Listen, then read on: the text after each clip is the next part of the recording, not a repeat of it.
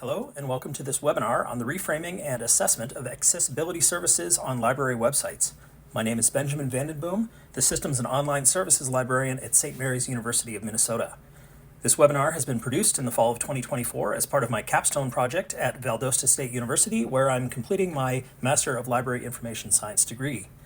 Please feel free to follow along with the available captions if you need them or want them. There's also a transcript available on YouTube that accompanies this video. In this webinar, I will be discussing how accessibility need intersects with technology in the library.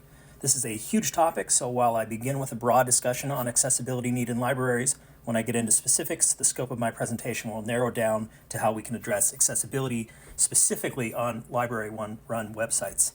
Obviously, there are many other library technologies that we should be talking about when we discuss accessibility services, so I hope that this webinar helps you begin those discussions at your institution. For today's topic, I'll first talk about a conceptual framework for you to consider when you think about accessibility and accessibility services.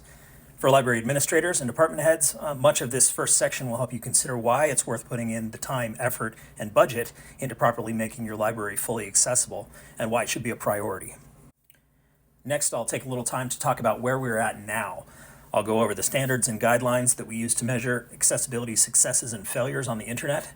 I'll talk about some of the larger problems that we face in the library when planning and attempting to correct accessibility oversights.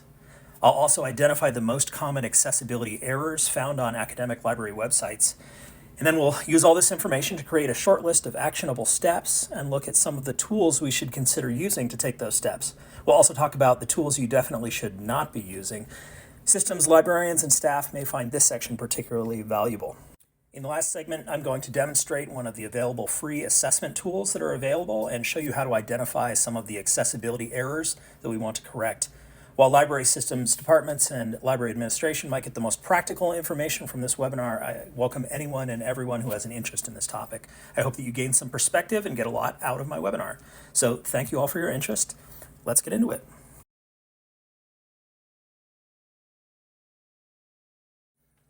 Let's start with the basics and begin with a discussion about language. Accessibility is the condition of being accessible, so let's define accessible. The Oxford English Dictionary has several definitions for accessible from the 15th to 17th centuries that all circle around the same ideas, with language such as capable of being entered or approached, able to be received, acquired, or made use of, and able to be readily understood or appreciated.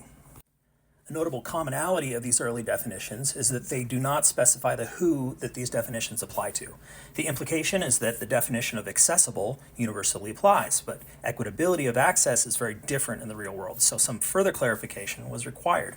In 1957, a new definition was added to the Oxford English Dictionary. The new definition reads, capable of being conveniently used or accessed by people with disabilities, of or designating goods, services, or facilities designated to meet the needs of disabled people.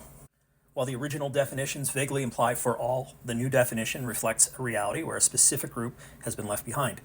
This updated definition, added to the existing word, adds a subtext of equity and inclusivity that colors older definitions of the word and unifies the concept of being accessible.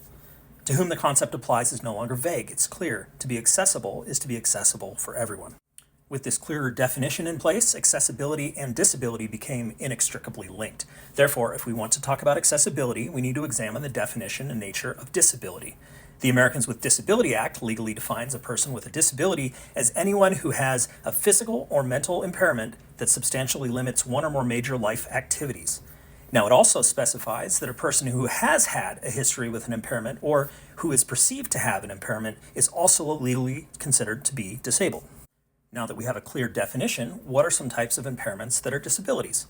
Well, the current version of the Web Content Accessibility Guidelines, or WCAG, which are the guidelines we'll be talking about throughout this webinar, specifically mention the following categories of disability: visual, auditory, physical, speech, cognitive, language, learning, and neurological disabilities. Considering all those types of disabilities, and in the light of currency, history, and perception of those disabilities, how many of those disabilities are detectable and how many are completely invisible?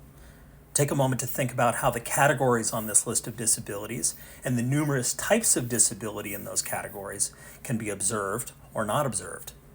How many people in your library, patrons or coworkers, might be substantially limited by a disability or may have lived with a disability for their entire life?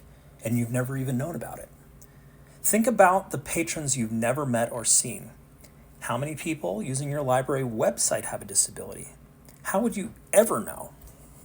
Some statistics. According to the Pew Research Center on the 2021 census, 46% of Americans ages 75 or older, and another 24% of those aged 65 to 74 report having a disability. That's 7 out of 10 people of retirement age that are disabled. According to the Learning Disabilities Association of America, the 2017 report from the National Center of Learning Disabilities found that 1 in 5 children have learning disabilities. Keep in mind that learning disabilities are only one category of disability on the WCAG list. In 2022, in the Center for Disease Control's annual update to the Disability and Health System included data that over 70 million adults in the U.S. reported having a disability. That's 1 in 4 adults, many of which have disabilities that are not seen, not noticed, or kept private. Disability is not an outlier, it's common. We need to think about disability in this light, and maybe we should start to think about our services in that light. We should conclude that anyone could and might have a disability. Now, since we're examining language, this is a good time to discuss our professional responsibilities as librarians using the language written into the documents that form the foundation of our profession. The first core value in the American Library Association's core value of librarianship discusses access. It says, access provides opportunities for everyone in the community to obtain library resources and services with minimal disruption. Library workers create systems that ensure members of their community can freely access the information they need for learning, growth, and empowerment, regardless of technology, format, or delivery methods. This core value not only reinforces the idea that access is for everyone, but puts the onus on librarians to create the systems and pathways to that access, regardless of format. Let's look at the next core value, equity. It says library workers play a crucial role in fostering equity by actively working to dismantle barriers and create spaces that are accessible, welcoming, and beneficial for all. This is accomplished by recognizing and addressing systematic barriers, biases, and inequalities to create an exclusive library environment where everyone can benefit from the library's offerings and services. Again, the language is clear that it's our responsibility to clear barriers to access for everyone, though it stresses the inequity of barriers that are systematic. The ALA Code of Ethics gives us a professional framework for these values and defines our code of behavior and ethical responsibilities. I won't read the language verbatim, but the very first statement of ethics reinforces that librarians should provide service with equitable access and specifies that access is for all library users. And the final ethical statement mandates that our work in dismantling systematic barriers and confronting inequity is also an effort to enhance diversity, to provide an inclusive environment, and affirm the inherent dignity and rights of everyone. When we look at our foundational statements and the way the language has been specifically selected, it's clear that accessibility for all is a central part of the mission of librarians. Now let's lay out the big ideas and see if we can build a framework for an actionable approach to accessibility, because to move forward with a resolute purpose, we need to figure out how to best address the user needs of all of our users. So we address user need by providing services and access, but that access must be equitable. This is a professional mandate, and directly addressing it speaks to our professionalism. To provide equitable access, we use accessibility practices as tools to dismantle systematic barriers. When we make our services fully accessible, our services meet the needs of disabled people. And here's where one of our big ideas creates a problem. When we explore the nature of disability, we cannot and will not be able to detect disability because so many disabilities are invisible. That means that it's not possible to identify the needs of all of our users in any targeted way. So how should we go about thinking about our services and how to provide them? This is where we need to think outside the box. If we accept that disability is not uncommon and we release the word from the trappings of the implication that disabled users are a small minority of users, we can consider that everyone we provide services for may or may not have a disability, or that they could have had or will have a disability someday. In viewing everyone through the lens of potential disability, we can begin to understand the power in the idea that accessibility is for everyone.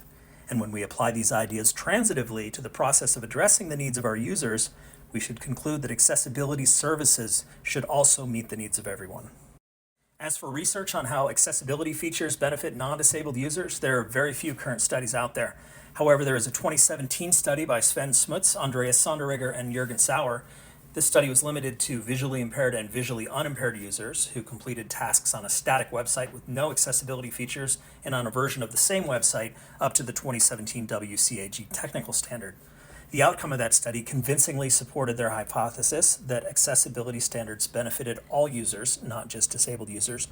The researchers also recommended implementing accessibility standards with less emphasis on being for disabled users and instead an emphasis on it being inclusive design.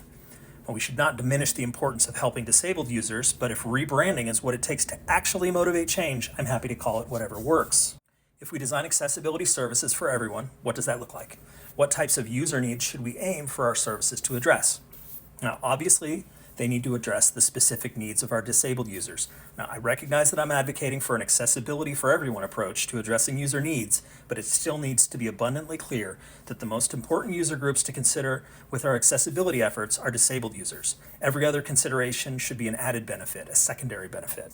So what are those additional benefits? By allowing and encouraging users, whether they're disabled or not disabled, to utilize multiple pathways and discover their preferred methods for accessing library services, we are embracing the idea that every user has a unique set of needs and preferences. By embracing uniqueness on an individual level and not treating accessibility features as something for a minority of users, we reduce the negative effects of othering, which is the act of treating someone as though they're different and as though they are not part of a group. But an accessibility for everyone approach embraces inclusivity, and taking such a broad view of services encourages patron diversity. Giving individuals the flexibility to cater to their own learning styles empowers them to succeed on their own terms. This can help people in ways that we never even find out about. If we aim for invisible successes and help those who might fall through the cracks to navigate their own way, then no one gets left behind. Finally, take a moment to consider two alternative information delivery methods, closed captioning and audiobooks. Both have gone from niche to mainstream to immensely popular in a relatively short period of time. But they're examples of accessibility features that originated to address disability. Very recently, those features were popularly embraced by millennials and Gen X, who utilize technology differently from other generations. And as a response from technology platforms, those features were improved, benefiting all users. The result has been a change in how we interact with information that we did not anticipate. Sometimes a feature fills a need or even creates a need that emerges over time. If we build accessibility services that can be used by everyone, we facilitate that continued evolution. I think that's enough advocacy. For all the discussion of why we should be addressing this, it's a pointless exercise if we don't begin talking about how to address it. To get there, we should look at the current state of accessibility services. As I mentioned at the top, this is an enormous topic, so I'm going to narrow the scope of the rest of this presentation down to library websites. As a trigger warning for all you public librarians out there, I only have recent research statistics on measurements of accessibility services on academic library websites. I apologize for painting our library landscape with a large brush, but I'm going to flatten all terminology down to the vague and general term library websites. So if your library is doing better than the representative sample that I've universalized in this webinar, keep up the good work. So what are the guidelines we use to judge web accessibility? The Web Accessibility Initiative, or WAI, of the World Wide Web Consortium, or W3C, the main international standards organization for the Internet, has created the Web Content Accessibility Guidelines, or WCAG, as recommendations for accessibility. Their latest recommendations are version 2.2, and they're working on version 3, but the currently adopted technical standard for state and local governments is version 2.1. The recommendations contain a long list of criteria that websites need to successfully meet, with each criteria designated a conformance level of A, AA, or AAA. Conformance level A, the lowest level and easiest bar to clear, are priorities that web developers must meet to be compliant. AA criteria are requirements that developers should meet, and AAA are requirements that developers may meet. The current technical standard for state and local governments is AA. The list of accessibility criteria is vast, but I'll do my best to summarize them. But if you're serious about making your website fully accessible, you should endeavor to look up the WCAG standards and familiarize yourself with all the criteria. Criteria are categorized under four main principles. Perceivable criteria are information and user interface components. Websites should allow users to perceive content in ways that suit their needs. Examples of perceivable criteria relate to text size, color contrast, audio controls, caption options for video, and the ability to play audio descriptions of visual content. Ideally, users should have the control, but for websites that can't easily implement user controls, the WCAG uses measurements with minimum thresholds that, when met, are considered to meet the needs of the broadest spectrum of users, allowing them to perceive the information on your website. Operable criteria allow for the user to navigate the interface in ways that suit their needs. Examples of operable criteria are the ability to access functions in ways other than the mouse, such as keyboard shortcuts, voice commands, and other input alternatives. Other operable criteria relate to adjusting time needs, stopping, pausing, and slowing content. Understandable criteria relate to comprehension. Examples include language alternatives, intuitive navigation structures, clear instructions, and help options. Finally, robust criteria ensure that websites evolve alongside contemporary needs.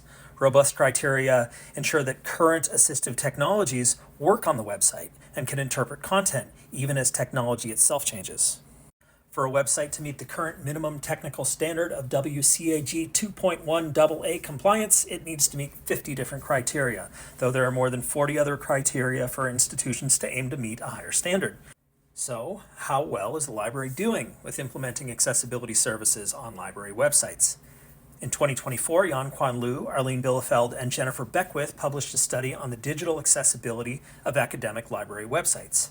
They used an online website evaluation tools Wave and HChecker, both which measured WCAG criteria, to look at the homepages of the 100 top-ranked U.S. public universities and colleges according to the U.S. News and World Reports, and found that 81% contained at least one accessibility error on the library homepage. This indicates a significant and major problem because if users cannot even use the homepage, they may not even find our services, let alone be able to use them. You might be thinking, with such a long list of WCAG criteria to meet, it's not a surprise that there are so many errors. Fixing these errors must be an impossible task. And I agree that we have a lot of work ahead to rectify our problems. However, this study also demonstrates that most of these errors are not complex and are not rare. In a broader look at the entire websites of these schools, the researchers identify the four most common errors that were found across the field of libraries. 38% of the websites in this study were found to have missing form errors. For any data input field, accessible web pages should have a descriptive text label. If there's no text label attached to the form fillable element, screen readers will not be able to tell disabled users to input information. And what's the most prevalent data input field? It's the search bar. 94% of the websites in this study were found to have low contrast errors. WCAG specifies minimum contrast ratios between the text and background colors that should be implemented. Low contrast errors can affect, but are not limited to, colorblind individuals and low vision individuals. And I am personally familiar with this error. 56% of the websites had non-unique ID attributes. IDs are used in HTML to identify a single specific element when linking, scripting, or styling a web page. Coders can sometimes get away with not using unique IDs because it usually won't break the website for most users. And it's not always noticeable to viewers, so sloppy code sometimes gets left behind. However, as a theme in this webinar, if something is invisible, that doesn't mean it isn't a problem. Unique IDs are instrumental for the proper function of assistive technology. Finally, 19% of these websites were missing alternative text or closed captioning for image or video elements. As with missing form text, alternative text for visual elements is necessary for screen readers to do their job. There are many other errors, of course, but those are the big four that we should keep in mind whenever we think about our websites. Fixing these four alone can make a big difference. With an 81% fail rate on the homepage, a humbling number, we have to consider the factors that might be hindering accessibility efforts. Some potential culprits. Well, first, a big problem is that many organizations have written policies that support fully implementing accessibility measures, so the intention's there, but they stop short of dedicating sufficient human resources to making it happen. There's no easy answer to library budget and human resource allocation problems. Staffing shortages are a big hurdle, and I have no ideas here. There's another webinar somewhere addressing that one. A second potential culprit is the perception that our footprint on library online services is too small to have an effect. For many institutions, the library website homepage search bar opens a page on Primo or EBSCO Discovery Service or another third-party interface, resources that give us minimal control over accessibility features. Some of these platforms have been behind on their own accessibility efforts, which is exasperating because these platforms represent the services of the library. Since our users spend the most time interacting with the third-party interfaces, our efforts to address accessibility can seem ineffectual and diminished. But in third-party news, EBSCO is currently preparing to roll out the new user interface in January 2025, and it heavily features accessibility improvements. We won't be able to hide behind our vendor services for very much longer. The third reason is the big one. When we add up everything that needs to be done, the workload feels overwhelming. It's hard to think about making changes to the website when we consider that every online learning object, embedded video, tutorial, Pathfinder, and PDF has a potential accessibility problem. Given the lack of resources, there is more to do than we can conceivably tackle. It's hard to imagine starting work on a project so big that we might never finish it. Unfortunately, that might be the reality for most institutions, or at least the perception of the reality. Nevertheless, we should strive to fix every error on every page. We should aim to make the website perfect to eventually build a website with a way for every person to ensure their own success. However, the forces that hold us back can feel insurmountable, and we can't let them paralyze us. Accepting these circumstances, we need to be realistic about what we can do without taking on so much that we undermine our efforts. We can't let perfect be the enemy of good. So how do we make the biggest impact with the least friction? To start, we need to triage the workload, look at our resources, identify the most important interface points and the most prevalent problems, and then resolve that first batch of problems, starting with the fastest and easiest to address. What's on the initial short list of actionable items? Well, the first step is assessment. Fortunately, there are a lot of easy and free tools out there to help us determine the extent of the work ahead. The workflow for some of these tools is incredibly easy, which I'll demonstrate for you today, but assessment gives us a baseline. In assessing your resources, you still might find that there's too much to tackle right away, but we'll focus on making big improvements quickly. The number one priority is fixing the home page because it gets the highest level of web traffic and is the front door to the virtual library. Next, fix the errors found on navigation menus. The navbar code probably repeats throughout the website, so if you discover an accessibility error on the menu for one page, use error assessment tools on all other pages with this menu item. You may find 30 instances of the same error, but there's a good chance that your code fix will also be the same for all 30 instances. Also, pay attention to the big four errors. Correcting missing form errors and missing alternate text errors requires little more than coming up with short and sweet descriptive text and adding it to the correct place. Fixing non-unique ID errors and low contrast errors will take a little more time and effort, but can still be addressed with little disruption to your workload. To accomplish this initial list, you will need a basic understanding of HTML, and some fixes will require CSS and JavaScript knowledge. There's no easy way to get around making these fixes. You have to get into the code. Before I demonstrate assessment tools, we need to talk about some of the other tools that we definitely should not be using. If you search accessibility tools in a web browser, you'll get a tidal wave of subscription business solutions at the top of your results, usually sponsored links. The two that show up in my results most often are UserWay and Max Access, but these are sprouting like weeds, so many other names may continue to appear. These are opportunistic cash grabs using artificial intelligence tools without the best interests of the disabled community. These are called accessibility overlays, which add an accessibility feature widget menu to websites and applies third-party source code to make improvements to the front-end code of a website. These widgets allow users to change languages, change text size and contrast. They contain screen readers and a whole suite of other customizable options.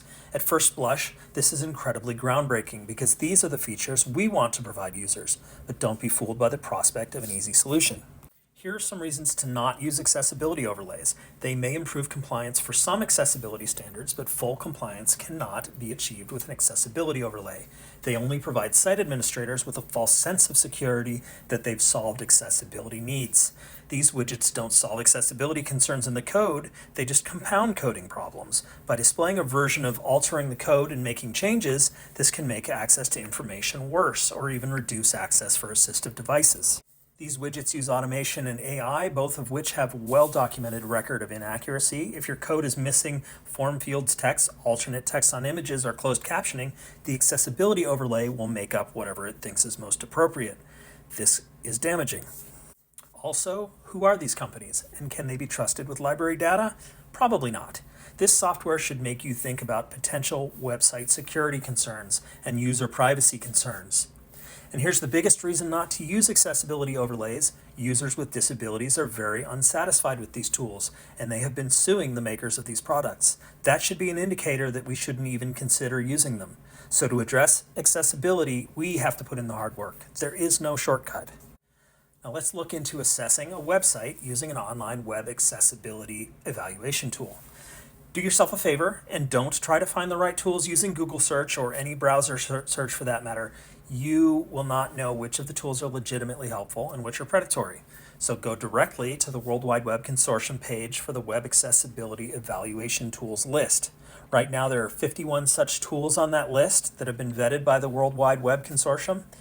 Note the filters on the left side. I'm going to scroll down slowly so you can see some of the features available on these assessment tools. Now, I can't stress enough that none of these tools are perfect. None will find all the errors. Some tools will find errors that other platforms don't consider to be errors. Results vary. Website accessibility assessment, even with the right tools, is a manual process. You'll need to scrutinize results, check and correct results yourself. There's no perfect evaluation tool on the market, and with the tools measuring accessibility principles differently, you should consider using multiple tools. Now, I'm going to demonstrate how to use WebAIM's Web Accessibility Evaluation Tool, also known as WAVE. It's a popular tool that comes well recommended by librarians. It's mostly effective and it's easy to use. We are on the WAVE homepage right now. There is a WAVE browser extension for Chrome, Firefox, and Edge browsers, which I recommend you check out. It's a more powerful tool than the browser version because it's integrated, but for now, I'm going to demonstrate the browser version. And note the input field in the center. From the homepage, post your website URL into the web page address field. I'm using my institution. It'll be my responsibility to correct our accessibility errors on this website, but I'm new in this position, so I haven't corrected them yet. We're taking this first step together. The WAVE tool takes the web page URL and examines the code to find accessibility errors and features. Please note that this tool doesn't examine the entire website. It only examines the single URL that you entered. And the resulting page shows you the results. I'm going to quickly give you a tour of the interface. On the right, you can see a version of my institution's webpage with several colorful icons next to elements that WAVE identified when evaluating the webpage. On the left, there's a series of tabs containing the suite of WAVE tools. This is the Summary tab. If we click on Details, we can expand the results. We can also use these checkboxes to hide and show each item. In red are the errors and contrast errors that contain issues that will impact certain users. These items fail to meet WCAG guidelines, and they are the errors we should be most concerned about. In yellow, alerts are issues that may cause problems for certain users, but need manual evaluation to determine the severity.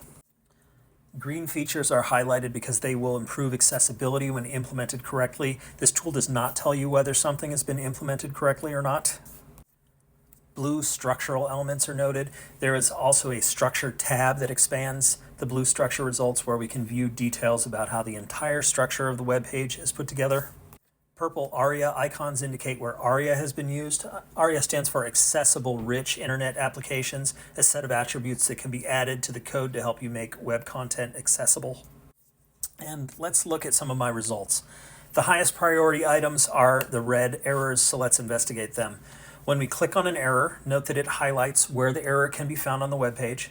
Some of these are grayed out and can be difficult to locate. We can toggle the styles switch to off to see the web page without the CSS style sheet applied, making it easier to identify the locations of our errors. When we click on the icon next to one of our errors, a box opens. We can see the error type, linked image missing alternate text. Note that this is one of our big 4 errors that we talked about earlier, so we should investigate further.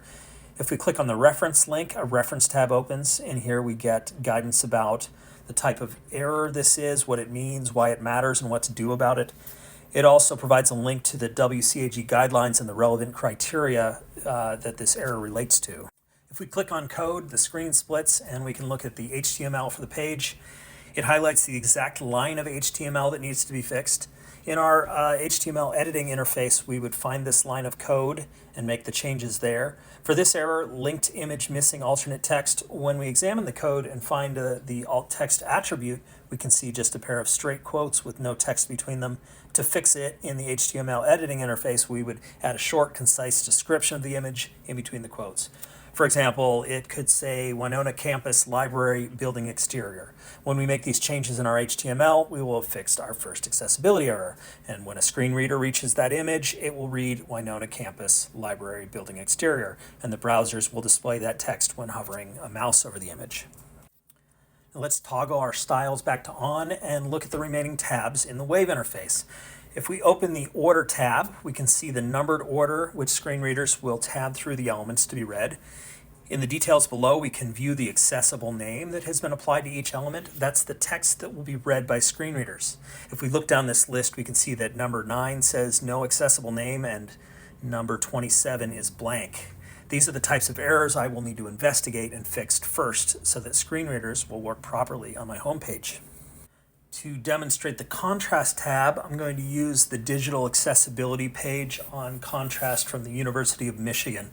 As you can see in the summary, contrast errors, if we click on the Contrast tab, we can investigate them further. Since one of the errors is grayed out, we should turn off styles. Next, we'll click on one of the error icons. The error box indicates very low contrast error and displays the contrast ratio 3.36 to 1. Now, to pass AA criteria, the contrast ratio must be at least 4.5 to 1. To meet AAA criteria, it must be at least a 7 to 1 ratio. Now let's look at the features in the Contrast tab. When we clicked on the error icon, the Contrast tab populated the contrast details for the error.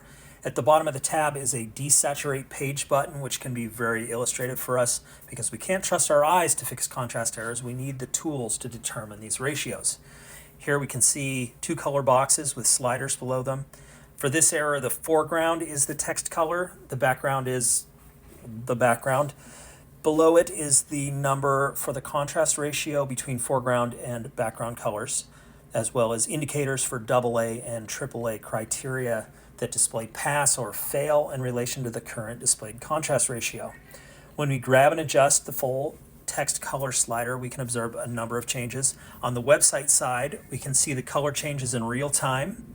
Below the sliders, the contrast ratio adjusts as you make changes. So when we hit a minimum criteria ratio for our standards, we can see indicators that our contrast ratio now passes for AA. And if we adjust it further, we can now see that it passes for AAA. Once we've found an acceptable contrast ratio, we can note the hex values and apply them in our code.